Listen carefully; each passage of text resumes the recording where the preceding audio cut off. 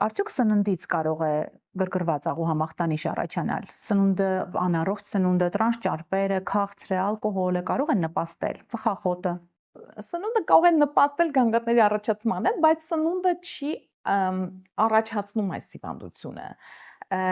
Եվ Սկզբնաղբյուր չի կարող հանդիսանալ։ այո, սկզբնապատճառ չէ, ճիշտ է, բայց եւ շատ հատկանշական է, որ այս պացիենտներն ասում են նույն սնունդը, օրինակ խոզի միսը, ես մի օր կարող է ուտեմ եւ շատ լավ ինձ գամ, բայց մի այլ օր ես կարող եմ այդ նույն սնունդը օգտագործեմ եւ շատ վատ, ուրեմն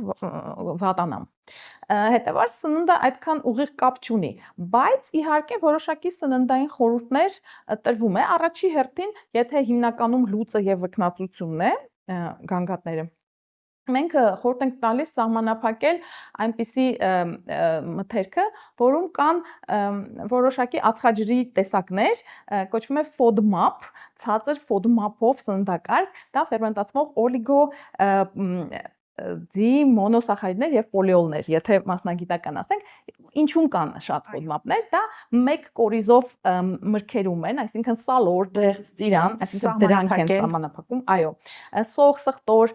որոշ բանջարեղենների մրգերի մեջ են դրանք։ Այսինքն մոտեցումը այնպեսին է, որ որոշ ժամանակ ընդհանրապես չի օգտագործում այդ սնունդը, հետո քիչ-քիչ սկսում են մեկ առ մեկ ավելացնել այդ սննդի օգտագործումը, որովհետև ամբողջ կյանքում դրանք չուտելը, նման մրգեր եւ բանջարեղենը, նաեւ բերում է նրան, որ դրանց մեջ կարեւոր նաեւ վիտամիններ չեն նյութեր կան, որը այո, պետք չէ լրիվ բացառել։